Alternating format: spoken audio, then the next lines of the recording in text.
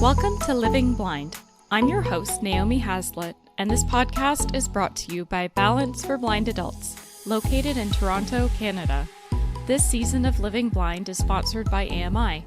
Here at Living Blind, we explore the perspectives and lived experiences of people with sight loss and delve into barriers, challenges, and real-life strategies for living life to the fullest. Today, I'm joined by journalist and weekend news editor for the Canadian Press, Michelle McQuigge. Michelle has worked as a journalist for over 15 years and holds degrees in English literature and journalism from the University of Toronto and Ryerson University, respectively. For the past 8 years, Michelle has spent a good deal of her non-working time as a board member with Balance for Blind Adults in Toronto. She served as board chair from 2019 to 2021. We discuss her work as a blind journalist, what tools she uses to complete her work, and how the switch to remote working has changed her career. Here she is. Hi, and welcome to the show, Michelle. Hi, Naomi. Thanks so much for having me. How are you? I'm doing okay, thanks. Coming off a long weekend working shift as per usual, but otherwise feeling good. Yeah, I think your job description said not to just jump in or anything, but you are the... Why not? We're already here. Let's do it. Exactly. Well, it does say you're a weekend assistant news editor. So sounds like you do work on weekends. How does that work for you? I sure do. So what the job entails, I'll have to explain this because it will justify the hours that I put in as well to a degree. So I'm in charge of overseeing the file, basically the whole national news file for the Canadian Press over the course of the weekend. We can get more into what CP does later if you don't know already, but on the weekends, I'm the one who has to assign the reporters, determine what stories need to be covered, edit those stories as they come in, fill in some other gaps on the wire, make sure our radio clients have broadcast material to accompany the print content that we generate, keep our online clients happy with whatever they need from us or from the Associated Press. So there's a lot going on those weekend shifts. On Saturdays and Sundays, I tend to work quite long hours. So that usually 11 to 12 hours is about the norm for a Saturday or Sunday shift. So that's why come Monday morning, I'm usually not super energetic because those shifts are pretty tiring. But otherwise, for the rest of the week, I help with special event coverage and other general editing, and in compensation for the very long weekend shifts, I have a 3-day weekend, so that's always helpful. Right. So I might have to take a step back for a second because I am not a journalist, or it's not really an area that I'm totally familiar with. So it's so the Canadian Press. You're saying that they have a number of different, like they have articles, there's online content. Can you maybe break that down a little bit more for me? It's a good question. So for sure. So what the Canadian Press is we're a newswire service. So we provide content to a whole bunch of different kinds of clients all across the country. So Canadian Press started out more than 100 years ago as a means of getting information back to Canadians about the First World War. So that's where our origins were. And at that point, of course, the primary clients would have been newspaper and traditional print. Over the years, CP kept evolving, and now we have broadcast clients. So you probably hear, I'm not sure how many of listeners will listen to something like 680 News in Toronto, but quite often if you do, you're going to hear reports as signing off with, blah, blah, blah, the Canadian Press, Toronto. That's us. If you see Canadian Press appearing in various newspapers or websites, like it could be the Toronto Star, the National Post, the Globe and Mail, even much, much smaller publications further afield, you'll see the Canadian Press if you look there as well. That's also us. So our content has to be produced in multiple different formats for different media, but it goes all across the country. And the vast majority of the major outlets in Canada are clients of ours. So CP stories have pretty good reach, I have to say. We're lucky that way. Mm-hmm. So it's a news outlet that collaborates or provides content for a lot of different news outlets. Yeah, we don't collaborate so much. We produce it all in-house, so we do it on our own. But where we differ, because it's a wire service, we just put the content out when it's ready. So we don't have to work to publication deadlines. We don't have to produce a physical newspaper. We don't even have our own site where we put things out. We just send it out to the clients, and then they can do with it whatever they want to, as long as they give us credit. Does that make any sense? No, that makes sense to me. Perfect. Okay. No, that's interesting. I mean, I think for me, I always thought, you have Toronto Star and it's only articles that are only Toronto Star content. Yeah. A lot of people think that, and people will say to me, like, I've had people assume that I work for a different outlet than I do because they read my article in X or Y paper. So it's a really easy assumption to make. So a lot of people are familiar with Canadian press content without actually really knowing what it is or who we are. So what is the weekend content like? Is it any different from what happens during the week? Well, not really, especially not this past year has been kind of bonkers. I only started this role about a year ago. It didn't even really exist prior to that. So we were all charting some unnavigated territory with this. But this past year, of course, has had a lot of huge news events that don't respect things like off hours or geographical boundaries or anything like that. We're talking about, of course, about COVID, which has created an immense amount of extra work for a lot of journalists. We had the federal election recently. That campaign ran for all 35 days of it, including weekends. We've had lots of action on the Truth and Reconciliation file, of course. We've had the fall of Afghanistan that took place on a weekend. So I always knew that I worked and lived in a 24-hour news cycle, but now I really, really know it after the past year, because a lot of the weekends have just been remarkably busy. And the challenge there lies in the fact that just by virtue of the fact that it's a weekend, we have a much more sparse staff to tackle all that stuff on weekends. So we have to do the best we can with what resources we have. So you're basically saying that life does not stop on the weekends? Not even close. Someday, maybe.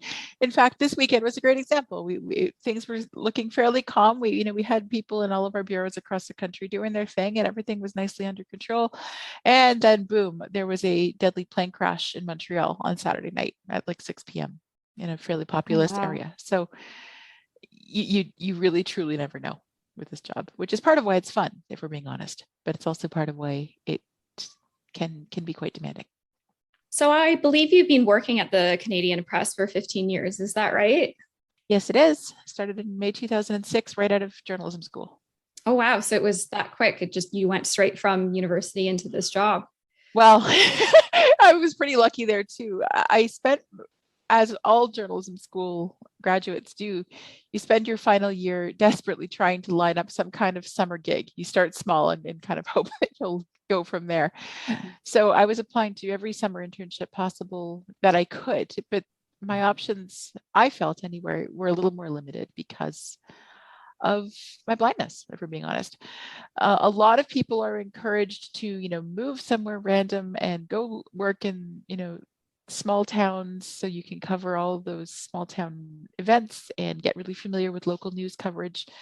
And there is a whole lot of merit in that advice, but that's much, much harder to swing if you have to rely on public transit, or if the jobs that you're applying for basically demand that you have a driver's license. And that's not that uncommon in these smaller settings where communities are spread a whole lot further apart. So it's not even a super unreasonable demand. It just precludes me applying for positions like that.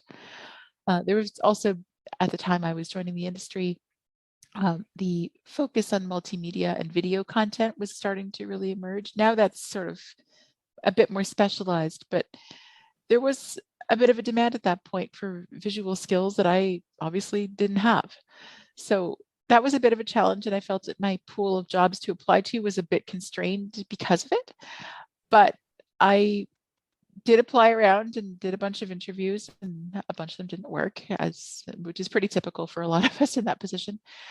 But after some support and help from a very, very supportive teacher at Ryerson, which is where I went to journalism school, I was able to get in for an interview when Canadian Press decided to add a couple of extra spots to its internship program for the summer of 2006. So I got in there and I interviewed, and I remember walking out of that saying, that interview went about as well as it possibly can. And I called a family member that day and said, if this one doesn't work, I'm not sure any of them are going to. And fortunately it did. So they hired me. Yeah, they hired me on for the summer internship program. And then they just kind of kept me around. There was a fairly long period of limbo where I wasn't full-time, but I was working full-time hours. Again, not unusual at all for the industry. That went on for about 3 years, working all kinds of different shifts, from graveyard shifts to part-time hours to you name it, just having to be flexible and take what you can get. But eventually I was lucky enough to be made full-time permanent there, and I've been there ever since. That's amazing. I'm glad that you had a teacher who was so encouraging and he was I was so lucky to have him. He was incredible. He started out as a bit of a skeptic, actually. He ran the student newspaper, which we all had to do a full-time stint on as part of the print stream of the journalism program at Ryerson. And I expressed an interest when I joined his class in being the news editor for my leg of this journey, and helping to oversee the newspaper's content overall. And he was very openly skeptical and said, okay, we'll give this a shot, but I'm not sure how it's going to work, and I reserve the right to reassign you if it's not working. I said, all right, fine, I'll show you. So I get a little defiant when it comes to professional matters in particular. But it turned out really, really well. And he went from his open skepticism to being super supportive. And when he was hearing about my rather frustrating job hunt and the driving issue, stuff like that, he flew into a totally righteous, indignant rage. I had to laugh remembering how our relationship started, but I really appreciated that he came around so much and was willing to help me advocate. So that was hugely appreciated. And I definitely partially owe my career to him. Wow. So did the Canadian Press, I mean, they clearly brought you on, so they couldn't have been too reluctant, but was there a similar process where you kind of had to show them the ropes on your end? I think that's inevitable in any job when you're working as a blind person. It wasn't quite as overt. The professor was a particularly opinionated, curmudgeonly guy, and made no bones about that. And he would totally agree with everything I just said if you heard this podcast. So in a professional environment rather than an academic one, it really can't quite be as plainly stated as I reserve the right to reassign you after a week or two if it doesn't work.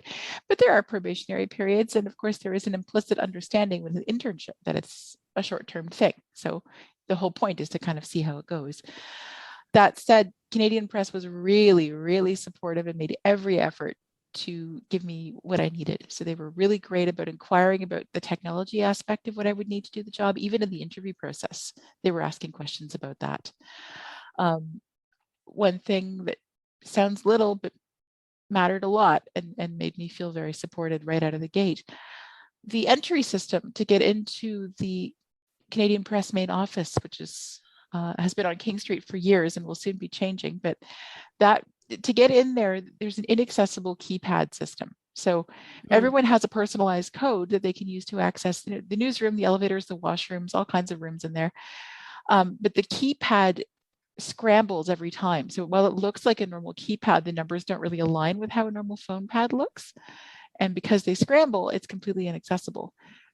When I arrived for day one of my only 4-month-long summer internship, they had gone and installed fob readers and given me a card at all the access points. So to have a company doing that before you've even worked your first day really feels amazing and makes you willing to do what you want, to do your part to prove that you've been worth the effort and expense. Mm-hmm. Yeah, that's a lot of respect I just got for the Canadian Press that they were going to do that before day one of your student internship. It really shows a commitment. It really does. And you know, Canadian Press, while it's a major and very well established media organization, doesn't have the financial resources of, let's say, the big banks or, a Rogers or any of the telecoms or any of the real corporate giants in this country. No media outlet really has comparable resources. So it did mean a lot to me that they were willing to roll the dice and give me the tools I needed to it sounds fundamental, being able to physically get into the newsroom without having to have someone buzz me in or something, but it makes a difference and it makes you feel more welcome right out of the gate. And that sets the relationship off on the right foot, at least in my view. Mm-hmm. Well, speaking of tools, on a practical level, can you walk us through a little bit what kinds of tools or technologies you use to do your job? Sure. They're fairly basic in many senses, in that I have a laptop provided by work that I now use. Well, I've been using it throughout COVID as we had to go remote. We're still not back in the office. So I have JAWS installed on that laptop that CP purchased when I first joined, and we've kept it updated ever since. So they've had to shell out for some of those upgrades. Much appreciated when they do that. So the laptops are standard issue. Those went out to everybody, but obviously JAWS was an accommodation. At one point, they had purchased a Braille printer for me years ago. I haven't had to use that in quite some time as things went more and more digital, but that was an expenditure that they did make that I appreciate. And I also use my iPhone constantly for my job. So the laptop, screen reader, and the iPhone are the main tools that I use. A lot of the things I do to actually execute my work involves more internal systems, like our internal content management system. I use a program called Goldwave that I'm sure a lot of our listeners are familiar with when I record audio content, whether it's stuff I voice up myself or cutting clips of news events. So that's software that more people are probably familiar with. We also use Zoom all the time for virtual meetings. So a lot of more industry standard stuff mixed in with specialized tools. Sorry if I got a bit rambly. No, not at all. I mean, I'm about to take a little bit of a deep dive here, because go nuts. I also noticed that you are a copy editor, and I am wondering how that works in terms of the technology that you use in terms of picking up on, grammar and spelling. I know that can be a little bit difficult depending on what screen reader you're using. So can you tell me a little bit more about that? Sure. Yeah, you're right. It can. Our content management system is online, and it's either it or JAWS or the combination of the two is pretty good sometimes about flagging words that are misspelled. Sometimes that's incredibly obvious just through JAWS. Quite often, I'm sure a lot of listeners will know you're hearing something and you hear it really grossly mispronounced and you go, what was that? And then you look and you see that there was a dropped letter and you're like, oh, okay, cool. So you fix that and then you move on. So JAWS actually can provide a bit of an inherent advantage in copy editing. To the point where you'll like this. At one point, I was working with another one of our senior editors years ago on a newsletter that was just focusing on copy-oriented content and writing tips and all kinds of things. And I had a section in the newsletter all about various copy issues I'd spotted on the wire over the past week. And he called it, with my blessing, blind spot. If she can see it, so should you. So that the screen reader offered a lot of advantages in that respect, but there are gaps that it can't close as well. So if someone decides to write British Columbia and spell Columbia like the South American country, JAWS won't pick up on that. And that's one that I would be much more likely to miss because it wouldn't be flagged as a spelling error, and it probably wouldn't even occur to me to manually check it. Over the years, you get some familiarity with things that you need to manually check, whether it's working with specific people or just, due diligence, checking for apostrophe placements and stuff like that. But as an extra safeguard, what I quite often do is just have someone else take another look, especially if I've done a substantial edit on something. I'll just hand it over to someone else and say, hey, can you just give this a second pair of eyes, fix any spacing or formatting issues that are screen reader proof, just make sure I haven't really missed anything. So it's a combination of some blindness oriented adaptations and just some good old fashioned safeguards as well. Mm-hmm. Well, that makes sense. So the $1 million question, how has the pandemic affected your work? Well, I am one of the really lucky ones. The pandemic, I think, actually really helped my career. It probably sounds really weird. Newsrooms aren't natural fits for going remote. So we, like everyone else, had to pivot really quickly in like 24 hours. And so we had to take the whole operation out of the physical newsroom and take it online. But that really leveled the playing field for me all of a sudden. At that point, when that shift happened, I was still a reporter rather than the weekend news editor that I am now. So I was working with the Ontario news team, and all of a sudden, events that we used to have to send reporters with a video camera to go and staff and film were happening virtually, and anyone could go. They could just hop on WebEx or Zoom or whatever virtual platform was in play at that moment and do your thing.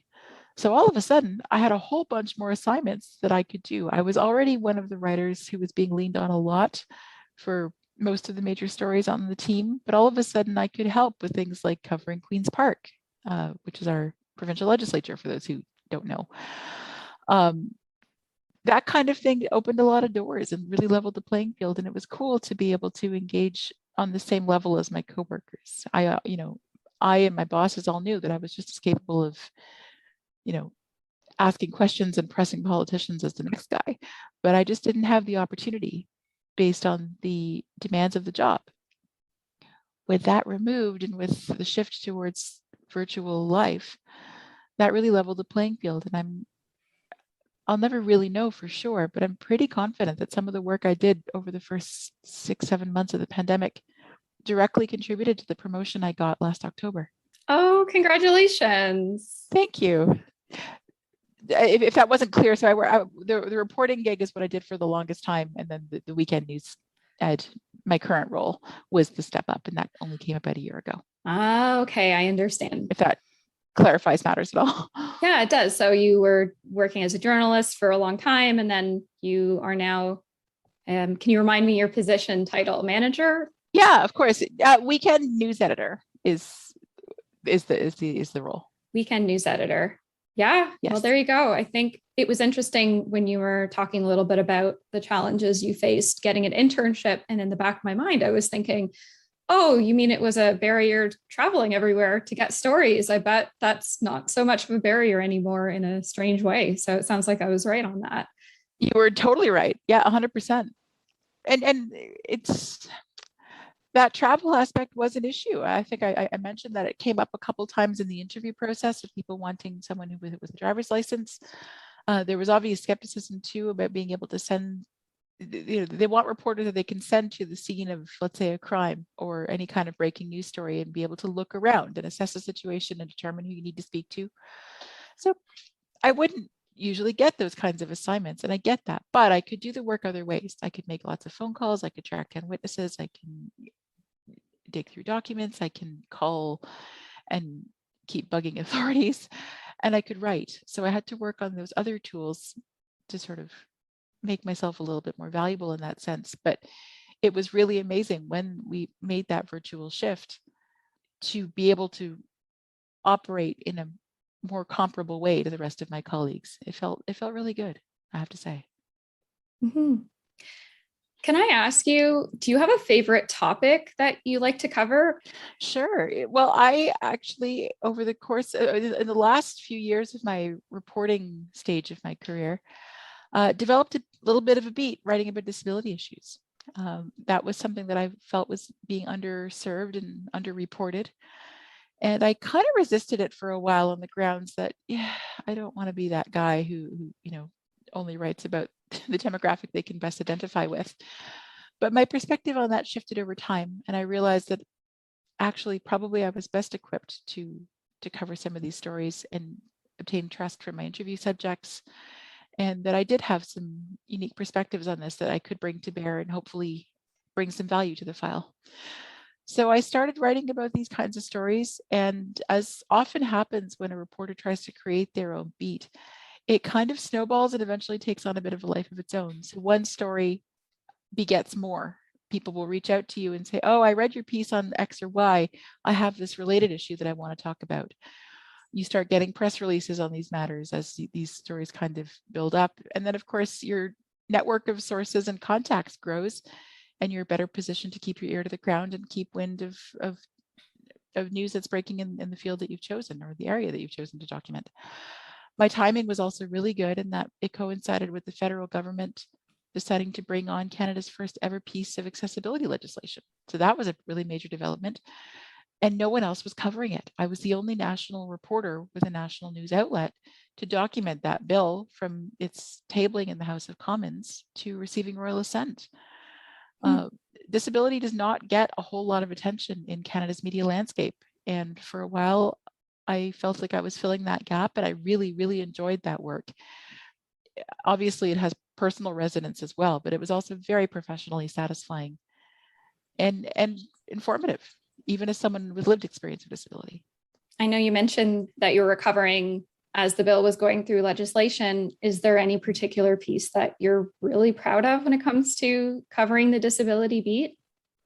Yes, a few actually. I wrote some during COVID about the various ways that disability was being overlooked in all the COVID discourse and the unique barriers that people with disabilities were experiencing during COVID. During the 2019 federal election, I know we just finished one now, but during the 2019 federal election, I did a story about how no one was raising disability issues more than halfway through the campaign. And once that article came out and I pressed all the various parties on it, then other media outlets started asking a few more questions around disability. And one of the parties even made a disability related addition to its campaign platform. So that was pretty exciting as well. I took a lot of satisfaction out of that work. Also just wrote a lot about individual cases that were very interesting. One where I also got a lot of satisfaction was the case of a couple who were pushing for amendments to Via Rail's policies. This was a couple, they both used wheelchairs and they couldn't actually travel together because Via Rail didn't allow for more than one wheelchair at a time on its trains to be tied down. They could go if they were willing to have their chairs, disassembled or stowed in storage and greatly exposed to very serious damage, which obviously is a huge problem. And they were pushing Via Rail to expand its policies and become more inclusive for wheelchair users, allow more tie downs for wheelchair users. And ultimately that push succeeded. And actually that decision came through my inbox and I was the one who got to call the couple and tell them that the decision had come through. And I'll never, ever forget the emotional reaction that I got to hear that day. It was amazing. Oh, right? That's wonderful. Yeah, it was really special. So stuff like that. It's so easy to talk about issues in abstract terms and talk about beats and files and whatnot. But at the end of the day, these are always about people every single time. And that's the aspect of the job that I love the most. Definitely as a reporter and even as an editor too.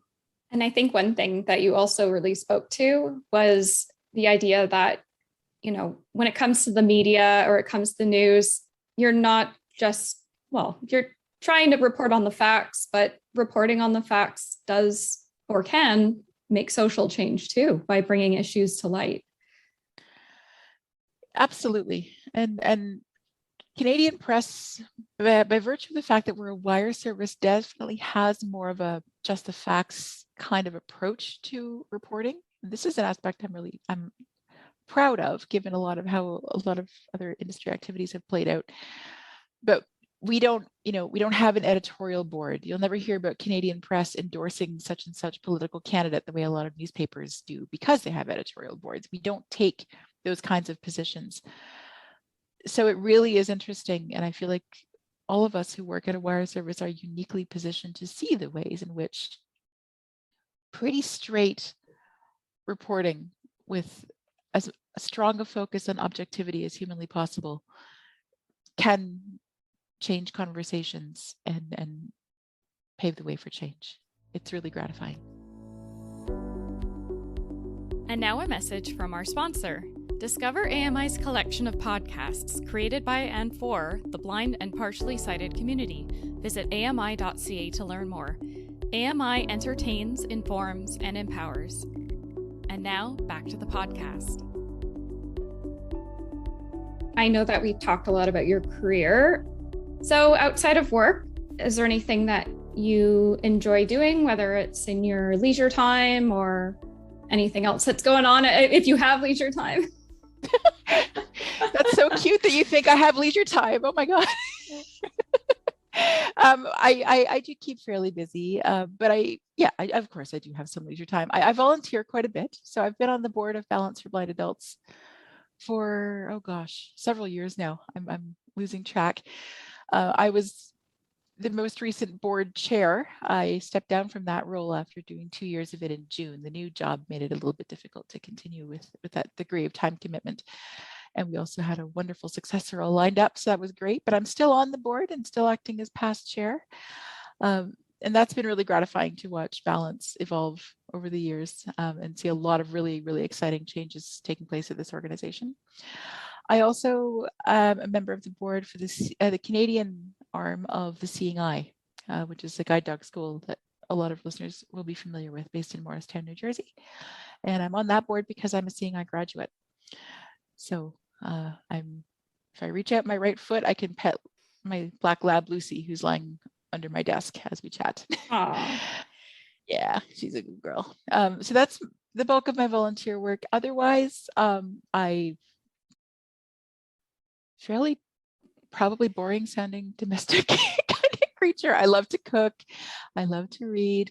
Music has always been a real love of mine. I haven't had the time to do the hardcore piano that I used to do. I trained a lot on piano and got fairly advanced in that area, but haven't had the chance to sort of maintain that to the degree that I want to. I also used to sing a ton. Work schedules have been a lot more sporadic with the line of work that I'm in, so it's been harder to commit to regular choir rehearsal schedules or the kind of thing that I used to do a lot of. But I still love it, and it's the kind of thing that I'm hoping to take up again. I'm sure, like everyone else, I did a lot of self-reflecting over the course of the pandemic and identified some things I want to get more involved in and take up some more. And those are definitely some of them. It's interesting because I think, the pandemic changed how people's activity landscapes. I don't know if that's a good word for it, but I feel like for some of us, like as to your point, it's almost as if because it was harder to do some of those activities or leisure. I don't know if this is what happened to you, but just speaking for myself, kind of threw myself into my work, but I'm personally feeling like, oh, maybe I should make a little more time for fun. So is that kind of where you're at? Are we sharing a brain right now? Yeah, that is exactly that is exactly how I feel. Like throwing myself into work was a big coping mechanism for me. And I was really lucky that A, I had a job to throw myself into, and B, that job actually got really, really demanding when the pandemic kicked up. That created an amazing amount of work for us reporters, especially in the early days when there was just so much information coming at you fast and furious. I'm sure you remember, mm-hmm.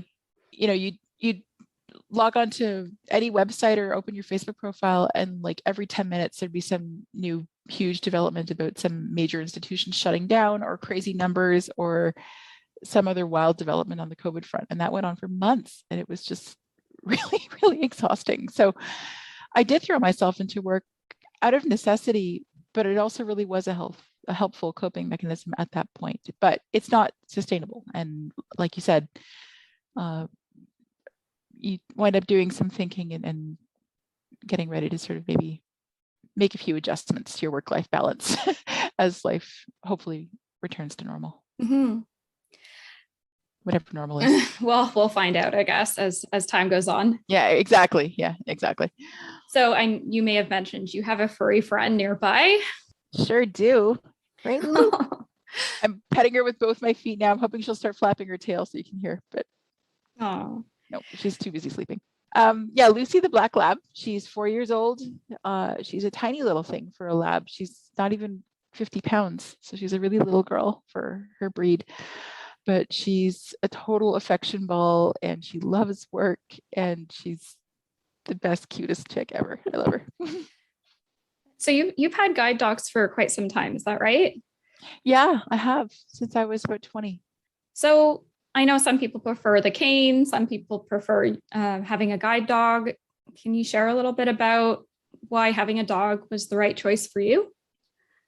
Absolutely. Yeah. So I never really thought about it that much, but I did grow up hearing that guide dogs were sort of the superior mobility choice. It's not a view that I've come to share, but I have decided that it is the best one for me. In high school, I traveled with a cane like everybody else, and I was fairly comfortable with cane travel, but I attended a Seeing Eye promotional event in Canada as a teenager with my family. And at that point, I was given an opportunity to walk briefly with a guide dog, just a quick stroll down a hall or down a street, or I don't even remember the context anymore. But I took the dog's harness handle and we started to walk, and I could not believe the pace we were going at. And I came back and I said to my father, who was there at the time, I said, I can't believe how fast we were just walking. And he said, honey, that's how fast most people walk most of the time. And I went, what? Wow, I had no idea, because I didn't. I really had no sense of that at all. So that made me realize that there was a different way to travel, and it was quite freeing not to have to sort of be poking around and have a little more freedom to listen to my surroundings, which I love doing and feel safer doing as well. So the more I thought about it, the more I thought the dog was probably the best way for me. I also love puppies, so that wasn't a hard sell either. So I went after my first year of university. I'd gotten the residence experience behind me. I went and I got matched with a big goofy golden, and never really looked back. And now, of course, in the very rare occasions when I do have to use a cane, it drives me completely mad, and I can't wait to get the harness back in my hand. Oh, well, I can't argue with that. I'm a big fan of dogs myself. And so, I think it's the travel, the companionship, they're kind of the whole package, Oh, yeah. Honestly, I don't know. Lucy's been the best pandemic companion ever. It would have been harder without her. It might sound goofy to those who don't have a dog, but it's true. So, thinking about people who are listening to this podcast and thinking to themselves, journalism, this sounds really interesting, or, maybe I should get into singing or any other things that we talked about. I guess what I'm trying to ask is, do you have any advice or anything that you want to say to the listeners who are maybe interested in learning more about some of the things that we talked about today? I would say, while there are challenges, I feel like attitudes are starting to shift a little bit. So if you have questions about a field that you feel might not be inherently well suited to you or your life experience, don't just assume that. Make some other inquiries and see what people say. Sometimes you'd be surprised the degree to which people are willing to work with you, and the degree to which attitudes can be a little more inclusive. We are starting to observe some incremental change there, and it's very heartening to see. So never assume that something is out of reach, is all I can really say. Also take the time to connect with people who are in the field, whether they share your circumstances or not. They still might have good insight to offer. They can probably direct you to talking to the right people. So don't be afraid to have those conversations, even if they can be a bit difficult at times. Or if you're not sure where to go to start those conversations, do the research. You're not guaranteed of success if you ask the right questions, but you're certainly guaranteed of not having success if you don't. So the best way is just to sort of test the waters and be prepared and ready to advocate for yourself and make your case. Be honest about the things you aren't able to do or don't feel comfortable doing, but also don't be shy about talking up your strengths, because we've all got them. One thing that I like to say, I think, which you probably said better than me, but it reminds me of something I tell my clients or the people I work with, which is basically like, there are enough barriers in this world. Don't be another one to yourself, right? Yeah, beautifully put. Totally. Yeah. Yeah. So any last thoughts before we wrap up? Anything that you want to say that we didn't get a chance to talk about today? I don't think so, but thank you so much for having me on the podcast. It's been fun chatting with you. And if any of the listeners want to reach out, if you have questions, I just kept advising everyone to ask questions if they have them. And if I'm in a position to answer any of them, I'm happy to do so. And where can people do that? They can get a hold of me a few different ways. I'm on Twitter. I'm not tweeting a ton these days since I'm not writing much anymore, but I do still check and respond to messages. My DMs are open. My Twitter handle is McQuigge, so that's MICH_MCQ. I'm on LinkedIn as well, under my normal name. And if you want to send me an email, one way you can do that is to reach me on my work email. And nice, easy email address there is mmq@cp.org. All right, great. Well, thank you so much. It was such a pleasure talking with you, Michelle. Same with you, Naomi. Thank you so much for having me.